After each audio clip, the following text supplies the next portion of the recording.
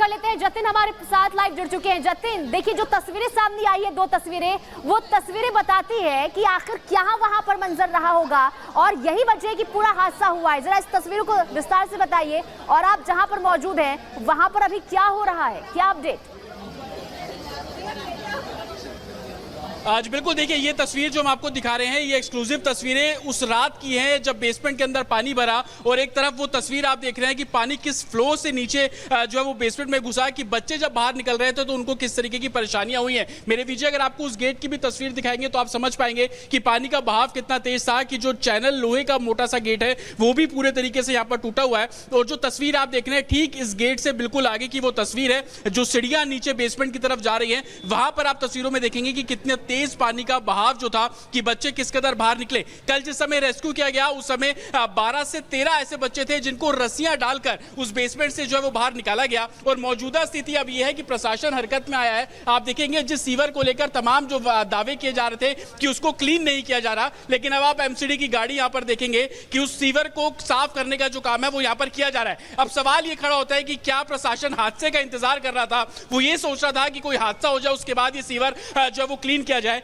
ये तस्वीर मेरे विजय आपको दिखाएंगे। देखिए एमसीडी की गाड़ी यहां पर मौजूद है और अब सीवर को क्लीन करने का काम किया जा रहा है। अगर कल ये सीवर क्लीन किया गया होता तो ये हादसा नहीं होता। जो पानी ओवरफ्लो हुआ है वो पानी ओवरफ्लो नहीं होता। अब आप ये देखेंगे कि तमाम जो इंस्टीट्यूट के बाहर के सीवर्स हैं उनको बड़े बड़े एमसीडी के जो इक्विपमेंट्स हैं उनके जरिए जो क्लीन है वो यहां पर किया जा रहा है। मैं अपने वीडियो कहूंगा थोड़ा और आ गया है और आपको तस्वीरें यहां पर दिखाएंगे कि ये जो सीवर आप यहां पर देख रहे हैं ये पूरे तरीके से ओवरफ्लो था। यही कारण था कि पानी जो है वो बारिश का इस सीवर के अंदर नहीं गया बल्कि पास की जितने भी इंस्टीट्यूट है इन इंस्टीट्यूट के अंदर जाना शुरू कर दिया। इसी तरीके से आगे की मैं आपको ये तस्वीर दिखाऊंगा। आप यहां पर देखेंगे कि सीवर का जो सफाई करने का जो काम है वो अब यहां पर किया जा रहा है। तो सवाल यही खड़ा होता है कि प्रशासन इतनी लेट से क्यों जागा? 3 बच्चों की मौत का जिम्मेदार कौन? अगर यही सीवर समय रहते साफ कर लिए गए होते तो इतना बड़ा हादसा नहीं होता। आज जो बच्चे सड़कों पर उतरकर प्रोटेस्ट कर रहे हैं वो इस तरीके से प्रोटेस्ट नहीं करते। और आप ये देखेंगे, मेरे विजय अगर थोड़ा और आगे आएंगे तो आप समझ पाएंगे कि आखिरकार पानी किस तरीके से यहां पर भरा। आप ये देखिए, मेन सड़क है ये। आप ऊपर मेट्रो की तस्वीर देखेंगे लेकिन सड़क की हाइट ज्यादा है और जहां पर ये इंस्टीट्यूट था वो हाइट बिल्कुल नीचे है। तो ढलान होने के कारण जो पानी है वो इस सड़क के आप ऊपर पहुंचा और ऊपर पहुंचने के बाद ये जो पानी है वो इंस्टीट्यूट के अंदर दाखिल हो जाता है। लेकिन अब प्रशासन जागा है, सीवर सफाई का जो काम है वो यहाँ पर किया जा रहा है। सुबह जब हम बच्चों से बात कर रहे थे वो भी ये बात लगातार उठा रहे थे कि 10-12 दिन पहले भी लोकल काउंसलर है उनको इस बारे में शिकायत दी गई थी। बोला गया था कि बारिश होने के बाद जो जल भराव है इस इलाके में बहुत ज्यादा हो जाता है, लेकिन तब किसी ने काम नहीं किया। लेकिन अब जब 3 बच्चों की इंस्टीट्यूट के अंदर मौत हो गई है तो बड़ी बड़ी मशीनें अब एडमिनिस्ट्रेशन की तरफ इस इलाके में भेजी गई है। ठीक इंस्टीट्यूट के बाहर अब ये जो काम है एक तरीके से सीवर क्लीन करने का काम जो है वो यहाँ पर किया जा रहा है। और कहीं ना कहीं अगर ये काम पहले किया गया होता तो कल जैसा हादसा दोहराया नहीं जाता। आप इस पूरे रोड की तस्वीर देखिए, इस पूरे रोड की तस्वीर देखेंगे तो आपको इसी तरीके से यूपीएससी एस्पिरेंट्स के जो तमाम इंस्टीट्यूट हैं वो आपको यहाँ पर नजर आ जाएंगे। ऑलमोस्ट सभी इंस्टीट्यूट का जो स्ट्रक्चर है एक जैसा। आप इस सामने इस इंस्टीट्यूट को भी देखेंगे तो आप समझ पाएंगे कि नीचे बिल्कुल खाली है। ऊपर अपर ग्राउंड फ्लोर से जो तमाम क्लासेस है वो शुरू की जाती है। तो बेसमेंट बनाने की परमिशन किसने दी? तमाम जो एक तरीके से नॉर्म्स होते हैं जिसका पालन करना होता है, क्या उन नॉर्म्स का पालन किया गया था? ये तमाम ऐसे सवाल है जिसको लेकर जांच की जा रही है। हालांकि दिल्ली पुलिस का कहना है कि इस पूरे मामले में एफआईआर दर्ज कर ली गई है। इनिशियल इंक्वायरी के चलते अननोन के खिलाफ अभी मुकदमा जो है वो दर्ज किया गया है। क्रिमिनल ऑफेंस भारतीय न्याय संहिता के तहत मुकदमा दर्ज किया गया है। और आप इस पूरे रोड की तस्वीर देखेंगे तो पुलिस यहाँ पर बैरिकेड लगा रही है। बैरिकेड लगाने के बाद तमाम जो सुरक्षा कर्मी है उनको यहाँ पर तैनात कर दिया गया है। लेकिन जो काम पहले किए जाने थे वो काम नहीं किए गए और यही कारण है कि अब एडमिनिस्ट्रेशन जागा है। सीवर क्लीनेज का जो काम है वो यहाँ पर किया जा रहा है और हर संभव जो कोशिश है वो प्रशासन की है कि स्टूडेंट्स को समझाया जाए और कहीं ना कहीं कानूनी कार्रवाई करने की बात अब एडमिनिस्ट्रेशन करता हुआ नजर आ रहा है। जी लेकिन जतिन देखिए, मेरा सवाल यही है कि अब जब ये हादसा हुआ है, एक्शन देखिए किस तरीके से देखने को मिल रहा है। सीवर की सफाई हो रही है, केस देखिए हादसे के बाद दर्ज कर लिया गया है। क्या कोई जवाब देने के लिए तैयार है कि शिकायत बार बार की जा रही थी कि यहाँ पर समस्या होती है, आखिर एक्शन तब क्यों नहीं लिया गया?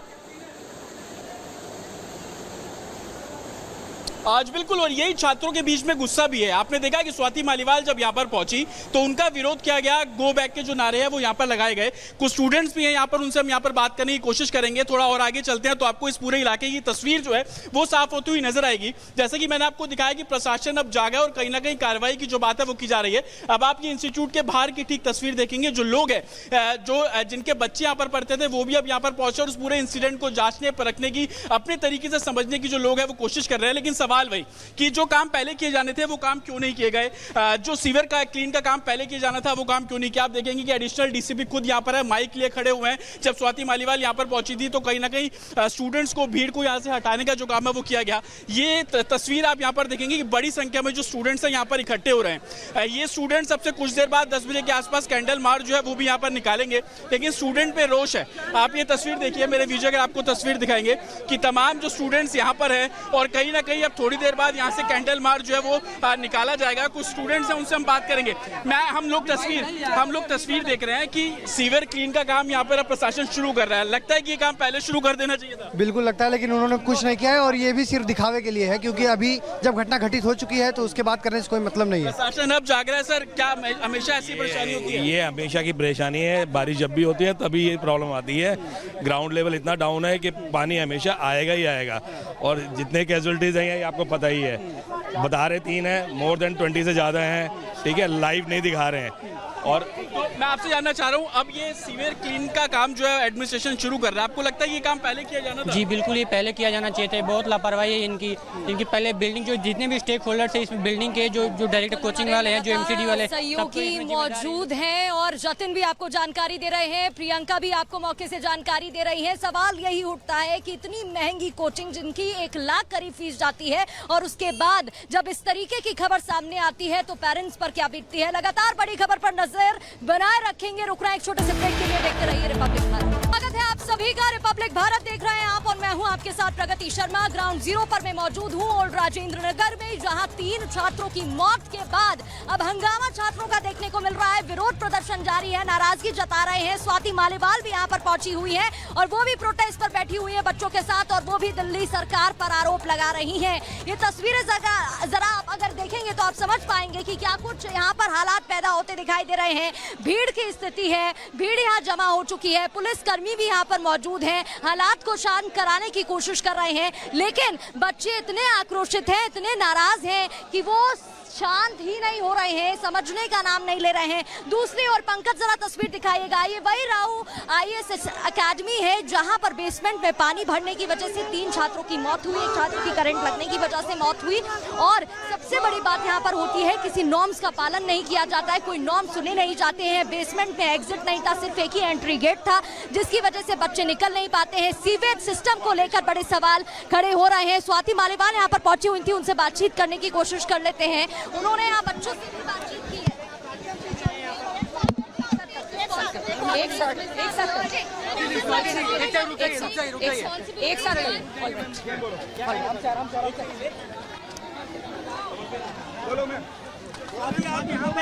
सबसे पहले तो मैं ये कहना चाहूंगी, एक बार एक साथ लगा लीजिए। ANI का भी लगवा दो फिर बाद में। सबसे पहले तो मैं ये कहना चाहती हूँ कि ये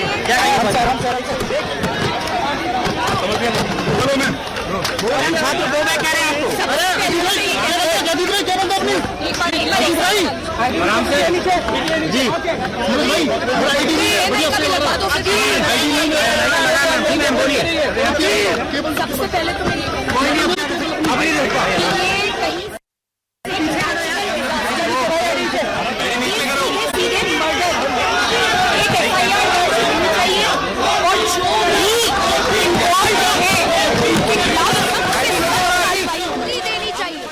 तीसरी बात, ये जो दिल्ली सरकार के मंत्री हैं और MCD के लोग हैं, ये हम देखते हैं आए दिन, हर दिन AC में बैठ के प्रेस कॉन्फ्रेंस करते हैं कि सब कुछ बहुत अच्छा है। मेयर ने तो यहाँ तक बोला था कि मॉनसून आने वाला है, एंजॉय कीजिए। ये है एंजॉयमेंट। आज बच्चों में इतना गुस्सा है, इतना रोष है, वो रात से यहाँ बैठे हैं। तीसरी बात, ये जो दिल्ली सरकार के मंत्री हैं और एमसीडी के लोग हैं, ये हम देखते हैं आए दिन, हर दिन एसी में बैठ के प्रेस कॉन्फ्रेंस करते हैं कि सब कुछ बहुत अच्छा है। मेयर ने तो यहाँ तक बोला था कि मॉनसून आने वाला है, एंजॉय कीजिए। ये है एंजॉयमेंट। आज बच्चों में इतना गुस्सा है, इतना रोष है, वो रात से यहाँ बैठे हैं और अभी तक उनसे मिलने कोई नहीं आया। उनके सवालों का जवाब कौन देगा? दिल्ली सरकार और एमसीडी को जवाबदेही तय करनी ही होगी। एफआईआर दर्ज होनी चाहिए। बच्चे ये बता रहे हैं कि 10 से 12 दिन पहले काउंसिलर को बार बार बोला गया कि ड्रेनेज खराब है और फिर भी उन्होंने कोई एक्शन नहीं लिया। जो बच्चे डूब के मरे हैं, उनकी पीड़ा हम सोच भी नहीं सकते। दिल्ली देश की राजधानी में अगर ऐसा ही चलता रहा तो ये जो बच्चों का आज गुस्सा फूट के आ रहा है, ये सड़कों पे निकल कर आएगा और ये कहीं से भी किसी के लिए भी सही नहीं होगा। मेरे को ये बिल्कुल भी काफी नहीं लग रहा। मैं जानना चाहती हूँ कि एमसीडी के मेयर, दिल्ली सरकार के मंत्री जो रोज एसी में बैठ के प्रेस कॉन्फ्रेंस करते हैं, आज यहाँ क्यों नहीं है? इन बच्चों की जवाबदेही कौन, इनको जवाब कौन देगा? सरकार की जवाबदेही कौन सेटअप करेगा? मैं ये सवाल संसद में उठाऊंगी। मैं बच्चों से मिली हूँ, काफी सारे बच्चों ने मुझे बताया है कि क्या क्या हुआ है। उन्होंने मुझे बताया है उनकी क्या डिमांड है, वो सारी डिमांड मैं संसद में रखूंगी। कहीं बेसमेंट में लाइव चल रही है, मानसून का वक्त है, कहीं कभी पानी भर जाने की आशंका हमेशा बनी रहेगी, चाहे मुखर्जी नगर हो चाहे राजेंद्र नगर। ये एक तरीके से एक मर्डर है। मैं इसे मर्डर मानती हूँ। मैं इसे कहीं लापरवाही नहीं मानती, कहीं से भी डिजास्टर नहीं मानती। कौन जिम्मेदार है इस मर्डर के? मैम क्या कहना चाहती हैं?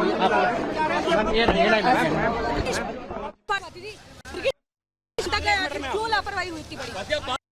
छात्रों ने बात की आपसे, आपने अपने लेवल से आई थी आप? जी, मेरी छात्रों से बात हुई है।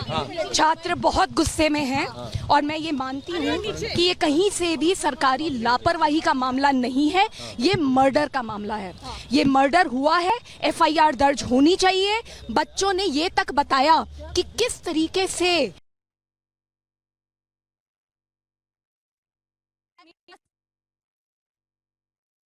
तो स्वाति मालीवाल को आप सुन रहे थे। स्वाति मालीवाल जो वहां पर पहुंची है, वो कह रही है कोई सरकारी लापरवाही का मामला नहीं है, सीधा सीधा मर्डर का मामला है। इस पर एफआईआर होनी चाहिए, कार्रवाई होनी चाहिए। सीधे वो आम आदमी पार्टी के नेताओं को भी निशाने पर ले रही है। ये कहते हैं ये तक बताया कि किस तरीके से काउंसलर को 10 से 12 दिन पहले बार बार बोला गया कि ये जो ड्रेनेज हो गया है, खराब हो गया है, इस ड्रेनेज को ठीक कीजिए, लेकिन कोई कार्यवाही नहीं करी गई। जो बच्चे डूब के मरे, तड़प तड़प के मरे, उनके परिवार को कौन जवाब देगा और क्या जवाब देगा? रात से बच्चे यहाँ पे खड़े हैं, प्रोटेस्ट कर रहे हैं और अभी तक एमसीडी का कोई भी, ना तो मेयर आई, ना कोई अधिकारी आया, और दिल्ली सरकार का भी ना तो मंत्री आए ना अधिकारी आए। इनका बस काम ये है कि ये एयर कंडीशन रूम में बैठ के प्रेस कॉन्फ्रेंस करेंगे। मेयर ने तो अभी कुछ दिन पहले ये कहा था मॉनसून आने वाला है, दिल्ली वालों एंजॉय। ये है एंजॉयमेंट। शर्म आनी चाहिए। तुरंत इन सबको यहाँ आना चाहिए, इन बच्चों से बात करनी चाहिए, इनके गुस्से में उनके आंसू पोंछने चाहिए। और सबसे बड़ी बात, ये जो बच्चे मरे हैं, एक एक बच्चा जो यूपीएससी की तैयारी करने यहाँ आता है दिल्ली में, बड़े बड़े सपने, बड़े बड़े ख्वाब लेके आता है, उनके परिवारों का क्या